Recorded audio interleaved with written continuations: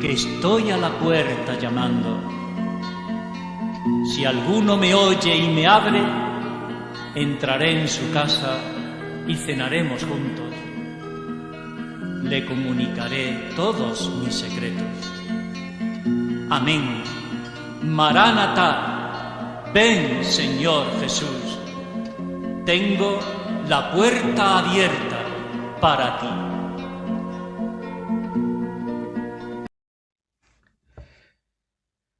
Moradas o castillo interior. Charla 15. Las sextas moradas. Los capítulos del 10 al 11. Con los capítulos 10 a 11, los dos últimos de las sextas moradas, cerramos no solo una amplísima sección del castillo interior, algo más de un 40% del libro que ocupan las sextas moradas, sino también una amplísima etapa de la biografía histórica y espiritual teresiana, aquella que podríamos considerar que va desde su conversión definitiva y experiencia inicial del desposorio en torno a 1556 hasta justo antes del matrimonio espiritual en 1572, es decir, unos 16 años. Dado el carácter de radiografía espiritual del castillo interior, con una total primacía de lo doctrinal sobre lo biográfico, Teresa no vincula el desposorio a ningún acontecimiento o momento concreto, como por otra parte tampoco lo hace en el libro de la vida. Serán los teresianistas los que lo identifican con el momento en que Teresa oye en su interior la voz del Señor que le dice: ya no quiero que tengas conversación con hombres, sino con ángeles. Vida 24, 4-8. Así pues, las sextas moradas aparecen todas ellas y en toda su larga extensión como moradas del desposorio místico. Al omitir toda referencia o precisión temporal a cuándo y en qué forma se produce, Teresa universaliza sabiamente una intimísima vivencia espiritual que debió revestir un carácter real, pero también personalísimo y subjetivísimo, y convirtiendo así estas moradas en un mapa amplio y válido para orantes de todo tiempo, con múltiples y variadísimas experiencias. Terminando ya estas moradas, queda clara la conveniencia de hablar de un estado de desposorio místico, en vez de concebirlo como un hecho o un evento puntual. Este estado, según hemos ido viendo, se caracteriza por la ambivalencia, purificación noche y luz gozo, donde tanto la oscuridad como la luz apuntan a la purificación y ensanchamiento del alma del orante, en orden a permitirle recibir el don definitivo y pleno de Dios. Este es el verdadero significado de la gran profusión de fenómenos místicos que aparecen en las sextas moradas: la nueva forma de sentir los pecados, las hablas, los arrobamientos y éxtasis o visiones.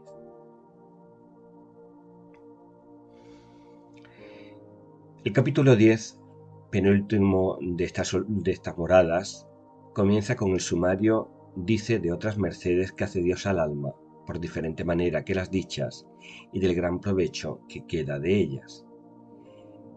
En él, Teresa nos describe cómo experimenta durante una visión intelectual a Dios como ser subsistente a todas las cosas y como Dios verdad. Dado el carácter sublime y difícilmente conceptualizable de la experiencia y las limitaciones del lenguaje humano, En una primera lectura parece que estamos ante dos experiencias místicas interrelacionadas, pero una lectura más atenta parece dirigirnos hacia una única visión intelectual con un gran contenido teológico. Todas las cosas, según experimenta la santa, subsisten en Dios, convertido así en Dios verdad, pues es lo único real, verdadero, necesario, que existe por sí mismo. Todo lo demás, incluido el hombre, subsiste en Dios, es decir, poner en Él y dentro de Él. Por tanto, a fuerza de no necesario y contingente, el hombre, como todas las demás cosas, es mentira, es decir, ser inconsistente, sin consistencia, en otras palabras, vacío, polvo, nada que toma su ser del ser de Dios. La continuidad con San Pablo, porque en él vivimos, nos movemos y existimos, dice Pablo en Hechos 17:28, es evidente, pero dejemos que sea la propia santa quien se explique. Acaece cuando el Señor es servido, estando el alma en oración y muy en sus sentidos, venirle de presto una suspensión, a donde le da el Señor a entender grandes secretos que parece los ve en el mismo Dios. Más adelante, a donde se le descubre cómo en Dios se ven todas las cosas y las tiene todas en sí mismo. Y más adelante, quédase muy esculpido y hace grandísima confusión y vese más claro la maldad de cuanto ofendemos a Dios, porque en el mismo Dios digo, estando dentro de Él, hacemos grandes maldades. Hagamos ahora cuenta que es Dios como una morada o palacio muy grande y hermoso, y que este palacio, como digo, es el mismo Dios. ¿Por ventura puede el pecador para hacer sus maldades apartarse de este palacio? No, por cierto, sino que dentro en el mismo palacio que es el mismo Dios, pasan las abominaciones y deshonestidades y maldades que hacemos los pecadores. Sextas Moradas 10:2-3. Lógica consecuencia de este ser verdad de Dios subsistente en todas las cosas es que cuando el hombre peca, peca dentro de Dios. Aquí, como en las Quintas Moradas, cuando habla del capuchillo en el que se introduce el gusano de seda, el símbolo del castillo interior, que para tanto da en esta obra, queda de nuevo invertido. Por otra parte, llama la atención la soltura con que se maneja la autora en un tema que se presta a las más profundas discusiones filosóficas, y sobre todo llama la atención cómo ella, sin estudios teológicos ni filosóficos, y con la lectura de la Biblia en romance prohibida, lo resuelve con gran acierto adoptando una perspectiva netamente escriturística. También acaece mostrar Dios en sí mismo una verdad que parece deja oscurecidas todas las que hay en las criaturas, y muy claro dando a entender que Él solo es verdad, que no puede mentir, y dase bien a entender lo que dice David en un salmo, que todo hombre es mentiroso, lo que no se entendiera jamás así, aunque muchas veces se oyera. Es verdad que no puede faltar. Acuérdaseme de Pilatos lo mucho que preguntaba a nuestro Señor cuando en su pasión le dijo que era verdad, y lo poco que entendemos acá de esta suma verdad. Sextas Moradas 10:5. Para Teresa, todo ser humano está llamado a entender qué es la verdad, a buscar la verdad y a andar siempre en la verdad de sí mismo, ante Dios y ante los otros. Este es el auténtico sentido lleno de humanismo de la humildad teresiana, caminar en la verdad. Estaba yo considerando por qué razón era nuestro Señor tan amigo de esta virtud de la humildad, y púsoseme delante a mi parecer, sin considerarlo, sino de presto, esto, que es porque Dios es suma verdad, y la humildad es andar en verdad, que lo es muy grande no tener cosa buena de nosotros, sino la miseria y ser nada. Y quien esto no entiende, anda en mentira. A quien más lo entienda agrada más a la suma verdad, porque anda en ella. Sexta morada 18. En definitiva, el autoconocimiento propio teresiano, tan fundamental en el itinerario espiritual desde las primeras moradas, donde el hombre descubre su altísima dignidad, desemboca definitivamente a través de la experiencia de Dios verdad en las sextas moradas, en la humildad de saberse también esencialmente inconsistente, vacío, polvo, nada. Se trata de una experiencia paradójica, que lejos de llevar a la persona a la desesperación o al nihilismo, cuando hay un camino espiritual de por medio, la va a ayudar a ser auténticamente humilde, agradecida por haber sido literalmente querida, a sentirse profunda y continuamente amada, y por lo tanto a ser compasiva con los demás. Para acabar con las sextas moradas, el capítulo 11 trata de unos deseos tan grandes e impetuosos que da Dios al alma de gozarle, que ponen en peligro de perder la vida, y con el provecho que se queda de esta merced que hace del Señor. Retoma aquí, en el capítulo 11, Teresa, la imagen de la mariposilla nacida en las quintas moradas. Después de haber experimentado durante tanto tiempo tantas y tan intensas gracias espirituales, y al borde ya de las séptimas moradas, nos la imaginaríamos satisfecha, usando las palabras de la autora. Imaginamos al orante que ha llegado hasta aquí, instalado en la continua y plácida serenidad de un maestro espiritual iluminado, imperturbable, todo paz y plenitud. De otra manera, ¿para qué tanta parafernalia mística?, se pregunta el hombre moderno, como si la fenomenología mística fuera el justo pago de su esfuerzo espiritual. Por el contrario, todos los éxtasis, arrobos, hablas, visiones y demás fenómenos místicos, lejos de satisfacer a la mariposilla, no han hecho sino acrecentar el deseo de gozar de Dios. Aunque haya muchos años, escribe Teresa, que el alma reciba estos favores, siempre gime y anda llorosa, porque de cada uno de ellos les queda mayor dolor. Es la causa que, como va conociendo más y más las grandezas de su Dios, y se ve estar tan ausente y apartada de gozarle, crece mucho más el deseo. Sextas moradas 11.1. Estamos pues ante una herida de amor, ímpetu o saeta de fuego, por usar la terminología teresiana, que acaece muchas veces por un pensamiento muy ligero o por una palabra que oye de que se tarda el morir, sextas moradas 11.2, donde ayuda a su majestad con una tan viva noticia de sí, sexta morada 11.3, que redobla el anhelo de una presencia definitiva que sólo se podrá producir con el matrimonio espiritual en las séptimas moradas. Este dolor por la presencia y al mismo tiempo por la ausencia del amado, aunque paradójico, responde a la lógica espiritual de que no se puede desear lo que de alguna manera no se haya ya tenido o experimentado. El alma busca a quien la ha hecho buscar desde las primeras moradas, pero ahora con un anhelo, con una sed irrefrenable.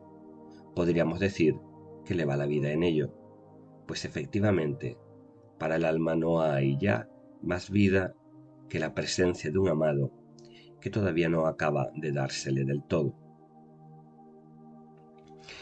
El alma se siente pues suspendida, tensionada al máximo entre el cielo y la tierra. Vese como una persona colgada que no asienta en cosa de la tierra, ni al cielo puede subir, abrasada con esta sed, y no puede llegar al agua, y no sed que puede sufrir, sino ya en tal término que con ninguna se le quitaría, ni quiere que se le quite, sino es con la que dijo nuestro Señor a la samaritana, y eso no se lo dan. Cestas Moradas 11.5. Se trata, pues, de experiencias críticas de naturaleza purificativa. Teresa las compara al purgatorio, pero también de naturaleza unitiva, pues de fondo hay siempre una operante noticia de Dios, que es la que desencadena el ímpetu acompañado de un arrobamiento. La crisis es siempre de breve duración, un cuarto de hora, 3 o 4 horas a lo sumo, pues de otra manera acabaría con la persona. Tal es la repercusión psicosomática sobre el cuerpo, que puede quedar adolorido durante días. Esta intensa sed de Dios prepara al alma para el matrimonio espiritual que ha de producirse en las séptimas moradas, dejando al alma sumamente fortalecida, capaz de arrostrar cualquier trabajo por Cristo y totalmente con un mayor cuidado de no ofender en nada a Dios y desasida de las cosas del mundo, y así lo aprecia la santa. Todo es poco para lo que les dais después.